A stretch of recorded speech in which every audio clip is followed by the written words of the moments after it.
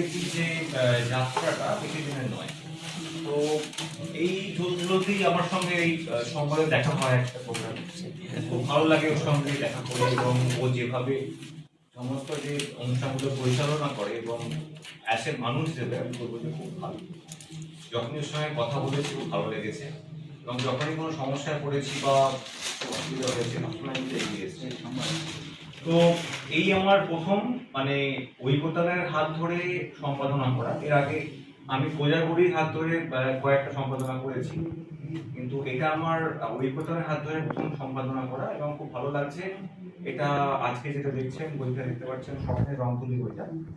এটা বেসিক্যালি কিছু কবিতা আছে এবং কিছু মানে ছোটখাটো গল্প আছে, এবং আমি চেষ্টা করি সেই সমস্ত কবিতা বা গল্পকে মানে চয়ন করা যেগুলো আমাদের জীবনের সঙ্গে যার মিল আছে। তো আপনারা যদি বইটা দেখেন, আপনারা বইটা পড়েন, বুঝতে পারবেন যে এই যে গল্প কবিতাগুলো আছে এবং আপনাদের পড়ে ভালো লাগে, এবং সবই আপনাদেরকে নিয়েই লেখা। মানে আমার যা লেখা, আমি নিজেও লেখালেখি করি, নিজেও কয়েকটা একক বই মানে মানে পাবলিশ করিয়েছি, ওই মানে আমাদের ঐক্যতানের মাধ্যমে করিয়েছি, হাত ধরেই হয়েছে।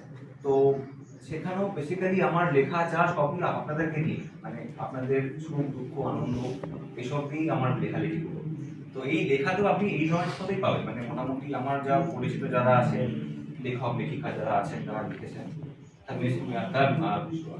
মোটামুটি সবাই বলতে গেলে যে ওই মানে আমাদের জীবনের মানে মোটামুটি এই যে যেভাবে আমরা চলি আর কি, মানে সেই সব নিয়েই মানে মোটামুটি লেখালেখিগুলো আছে, এবং আপনারা যদি বইটা পড়েন আপনার খুব ভালো লাগবে ডেফিনেটলি।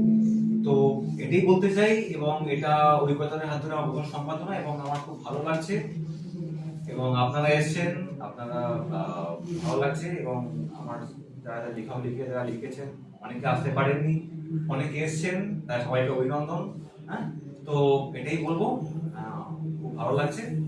ধন্যবাদ ঐকতান প্রকাশনী এবং সকল